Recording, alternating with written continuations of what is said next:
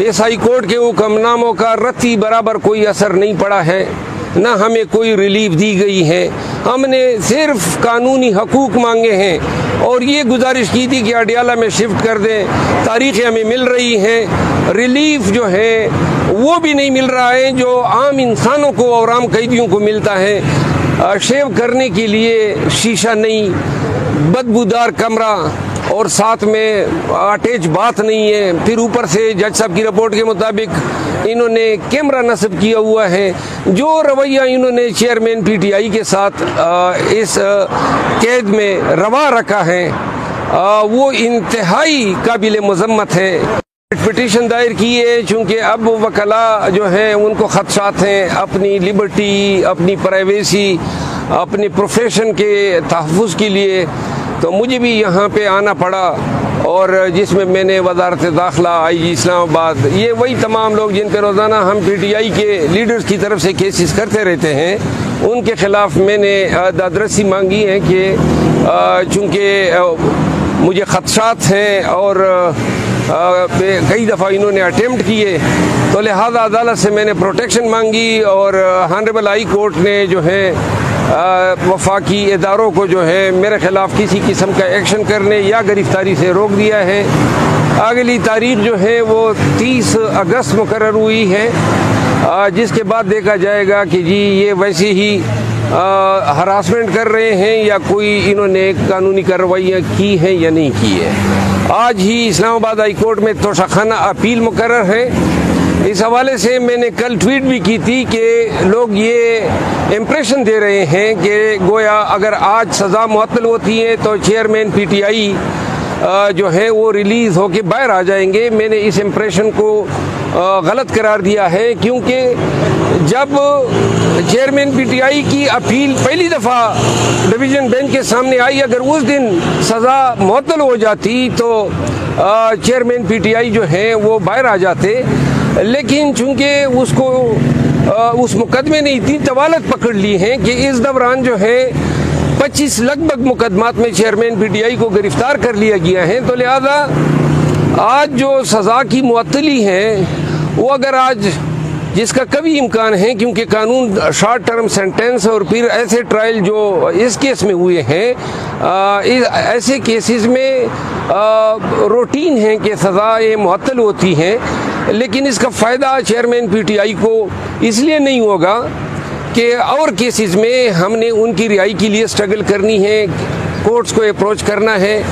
इस हवाले से एक पिटीशन आर्टिकल 184(3) के तहत direct supreme court of Pakistan में दायर हुई है, जिसकी कल समाअत मुतवक्के है। और अगर उस केस में हमें इंटरिम रिलीफ दे दिया जाता है और हालात 5 अगस्त के स्टेज पे वापस लाए जाते हैं और तमाम जो इनकी ज़मानतें खारिज की गई हैं, इन हुक्मनामों को रिवर्स किया जाता है, तो ऐसी सूरत में चेयरमैन PTI की जो रिहाई है वो बहुत जल्द मुतवक्के हैं। लेकिन फिर भी इस दौरान साइफर का केस रजिस्टर हुआ है, साइफर के मैटर को हमें फिर भी फाइट करना पड़ेगा। अच्छा, शेर अफजल मरवत साहब, आपने कहा कि तवक्को है कि इमरान खान साहब जल्द बाहर आ जाएंगे, कितने दिन मैक्सिमम लग सकते हैं? देखिए, अगर अदालत उज़्मा सुप्रीम कोर्ट ऑफ पाकिस्तान हमें इंटरिम रिलीफ देती है तो फिर तो 1 हफ्ता 10 दिन में उनकी रिहाई हो जाएगी।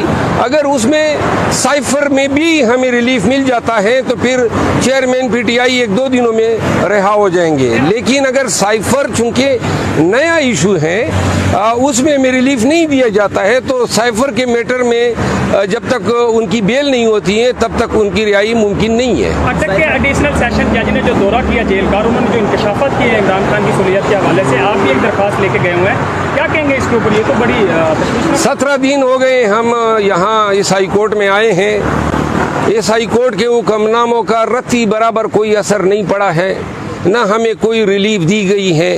हमने सिर्फ कानूनी हकूक़ मांगे हैं और ये गुजारिश की थी कि अडियाला में शिफ्ट कर दें।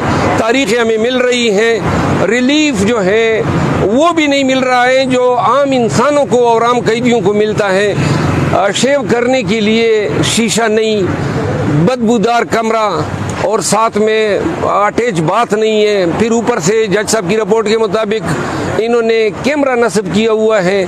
जो रवैया इन्होंने चेयरमैन पीटीआई के साथ इस कैद में रवा रखा है वो इंतहाई काबिल मजम्मत है, गैर इंसानी रवैया है।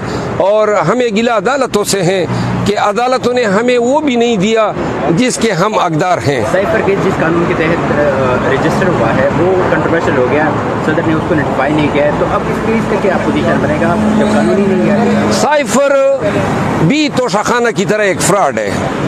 ये तमाम मुकदमात जो हैं कोई इनकी कानूनी हैसियत नहीं है, एब्यूज़ है प्रोसेस ऑफ लॉ का।